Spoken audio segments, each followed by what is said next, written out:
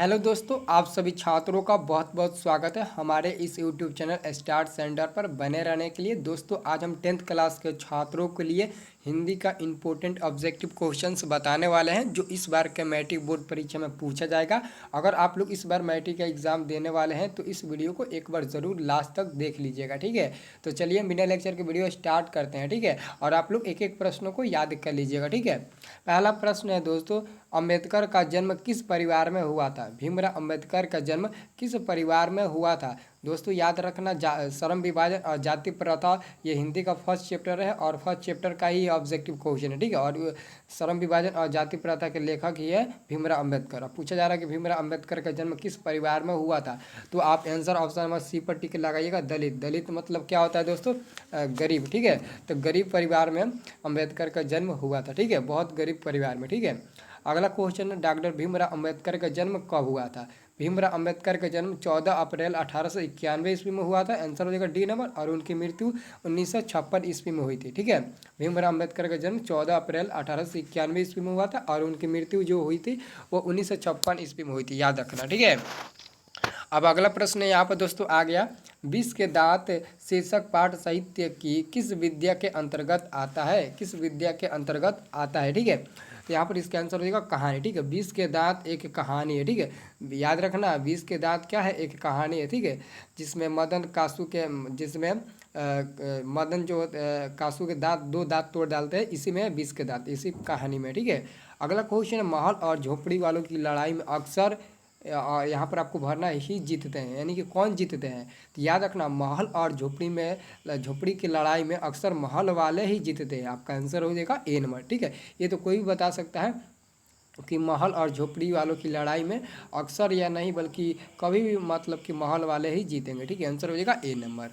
अगला क्वेश्चन हम देखेंगे। अगला क्वेश्चन है दोस्तों, सब पुराने अच्छे नहीं होते, सब नए खराब नहीं होते, यह उक्ति है, यह उक्ति किसकी है? देखिए काफ़ी मतलब कि अच्छा सेंटेंस है। सब पुराने अच्छे नहीं होते, सब नए खराब नहीं होते, यह उक्ति है, तो किसकी है? तो याद रखना, यहाँ पर जो ऑप्शन नंबर डी में है कालिदास, यह कालिदास की ही उक्ति है, याद रखना, आंसर डी नंबर हो जाएगा, ठीक है। अगला क्वेश्चन है छठा नंबर, स्वामी विवेकानंद ने वेदांतियों का वेदांती किसे कहा? स्वामी विवेकानंद ने वेदांतियों का वेदांती किसे कहा? तो याद रखना, यहाँ पर दोस्तों ऑप्शन नंबर आपको सी में दिखाई दे रहा होगा, मैक्स मुलर, जो भारत समकासी के पाठ के लेखक है और भारत समकासी के एक भाषण है, ठीक है। तो याद रखना, आंसर हो जाएगा सी नंबर, ठीक है। अगला क्वेश्चन है, हजारी प्रसाद द्विवेदी द्वारा रचित पाठ है, तो हजारी प्रसाद द्वारा रचित पाठ जो है वो नाखून क्यों बढ़ते हैं, यही पाठ है, ठीक है, इसके द्वारा लिखा गया है, ठीक है, इन्हीं के द्वारा लिखा गया है, ठीक है, नाखून क्यों बढ़ते हैं। तो आपका आंसर हो जाएगा ए नंबर, ठीक है। अब दोस्तों हम लोग अगला क्वेश्चन 8 नंबर देखेंगे।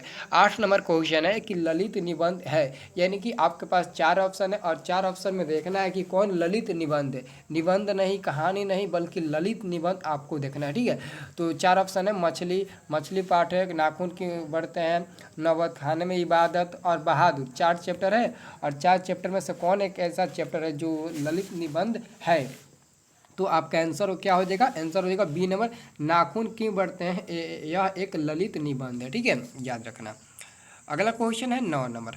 9 नंबर प्रश्न है, ईसा की 14वीं 15वीं सदी के, देखिए दोस्तों, ईसा की 14वीं 15वीं सदी के विजयनगर के शासकों ने अपने लेखों की लिपि को क्या कहा? अपने लेखों की लिपि को क्या कहा, ठीक है, 14वीं और 15वीं सदी में, ठीक है। तो यहाँ पर इसका आंसर हो जाएगा बी नंबर दोस्तों, नंदी नागरी। आंसर हो जाएगा बी नंबर, नंदी नागरी, ठीक है, याद रखना। अगला क्वेश्चन है, केरल के शासकों के द्वारा सिक्कों पर वीर केरलस्य शब्द किस लिपि में लिखी गई? किस लिपि में लिखी गई थी? तो वहाँ पर देखो नागरी लिपि में लिखी गई थी। इस शब्द मतलब कि यह शब्द नागरी लिपि में लिखी गई थी। आंसर याद रखना, एन नंबर, ठीक है।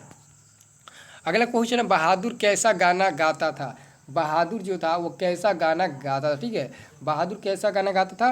तो आप लोग बता सकते हैं तो कमेंट करके बता दीजिएगा। तो बहादुर पहाड़ी था। बहादुर कैसा गाना गाता था? तो पहाड़ी गाना गाता था, ठीक है। यहाँ पर 11 का आंसर होगा पहाड़ी, ठीक है, आंसर हो जाएगा बी नंबर। अगला क्वेश्चन है, निर्मला किसके कहने पर बहादुर के लिए रोटियां नहीं बनाने लगी? मतलब कि निर्मला किसके कहने पर बहादुर के लिए रोटियां नहीं बनाने लगी? मैंने उसे स्वयं बनाने को कहा है। ठीक है, तो ये किसके कहने पर, तो जो आपका आंसर बी नंबर में दिया है मोहल्ले के किसी औरत के कहने पर, तो आपका आंसर यही हो जाएगा, बिल्कुल सही। ठीक है, याद रखना। अब अगला क्वेश्चन क्या है, अगला क्वेश्चन है 13 नंबर। 13 नंबर प्रश्न है, किनके नाटकों जैसी चीज का उत्पादन दोबारा इंग्लैंड में नहीं हुआ, दोबारा इंग्लैंड में नहीं हुआ, तो आंसर होगा ए नंबर शेक्सपियर। ठीक है, शेक्सपियर का। ठीक है, कौन मनुष्य की चेतना को आर्थिक संबंधों से प्रभावित मानते हुए उनके सापेक्ष स्वाधीनता स्वीकार करता है, तो आपका आंसर हो जाएगा यहाँ पर डी नंबर हो जाएगा। ठीक है, द्वंद्वात्मक भौतिकवाद, आंसर हो जाएगा आपका डी नंबर। ठीक है, आंसर याद रखना। अब दोस्तों अगला क्वेश्चन देखिए, तो अगला क्वेश्चन है 15 नंबर। ठीक है, 15 नंबर प्रश्न है, बिरजू महाराज को शिक्षा किससे मिली, बिरजू महाराज को जो शिक्षा मिली वो किनके द्वारा मिली। ठीक है, तो यहाँ पर इसका आंसर देना डी नंबर, अपने बाबूजी से मिली। ठीक है, उनकी शिक्षा जो अपने बाबूजी से मिली। ठीक है, बिरजू महाराज ने सबसे बड़ा कष्ट किसे माना है, बिरजू महाराज ने सबसे बड़ा कष्ट किसे माना है, तो यहाँ पर दोस्तों आपका जो ए नंबर में आंसर दिया होगा, क्या लिखा है, जिसमें उन्हें अपने स्वर्गीय पिता के 10वां और 13वीं के लिए नाचना और पैसे इकट्ठा करना पड़ा था उस समय। यानी कि बिरजू महाराज को कब कब मतलब कि सबसे बड़ा कष्ट सहना पड़ा, जब उनके पिताजी 10वीं क्लास के लिए मतलब कि इधर उधर घूमकर नाचते गाना गाते और पैसा कमाते थे, तब उनको बड़ा कष्ट हुआ। ठीक है, तो आपका आंसर हो जाएगा ए नंबर सही जवाब। ठीक है, अब हम लोग अगला क्वेश्चन है, अभिनयों के रचयिता है, अभिनव पाठ के रचयिता कौन है, तो अभिनव पाठ के रचयिता अशोक वाजपेयी है। ठीक है, आंसर हो जाएगा ए नंबर। ठीक है, अगला क्वेश्चन है 18 नंबर। 18 नंबर प्रश्न है, पत्थरों की एक खदान में अभिनयों से कुछ किलोमीटर दूर जो भव्य प्रस्तुति हुई थी वह क्या है, तो मतलब इसका आंसर क्या होगा, 18 का बी नंबर हो जाएगा, सच्चे अर्थों में महाकाव्यात्मक थी, आंसर हो जाएगा बी नंबर। ठीक है, अगला क्वेश्चन है, मछली को छूना कौन चाह रहा था, तो मछली को संतु छूना चाह रहा था, लेकिन काटने की डर से वो मछली को नहीं छू रहा था। लेकिन तब उनको मतलब कि उसके तब लेखक ने मछली को पानी से उठाकर हाथ में लिया, फिर पानी में वापस रख दिया। ठीक है, तो अब मतलब कि तभी भी मतलब कि संतु छूना नहीं चाहता था, संतु को लगता था कि यह मछली मुझे काट ना ले, इसलिए वो छूना नहीं चाहता था मछली, लेकिन उसको बहुत ज़्यादा पसंद था कि मछली को मैं छूऊं और मछली के साथ खेलूं, लेकिन काटने की डर से मछली को नहीं छू रहा था। ठीक है, पिताजी किससे नाराज थे, पिताजी किससे नाराज थे, तो वहाँ पर आपका आंसर हो जाएगा नरेंद्र से, नरेंद्र से आंसर हो जाएगा सी नंबर। ठीक है, नरेंद्र से पिताजी नाराज थे। ठीक है, तो दोस्तों ये वीडियो अच्छा लगे तो वीडियो को लाइक कर देना और हमारे इस चैनल को सब्सक्राइब कर देना। इस चैनल पर आपको पर डेली हर सब्जेक्ट का important objective plus subjective question मिलते रहेगा और इस चैनल से आपको बहुत ज़्यादा हेल्प मिलेगा। तो बिना सोचे समझे वीडियो को लाइक करके चैनल को सब्सक्राइब कर लीजिए और दोस्त को जरूर शेयर कीजिएगा अपने दोस्तों के पास। ठीक है, तो मिलते हैं दोस्तों नेक्स्ट वाले वीडियो में।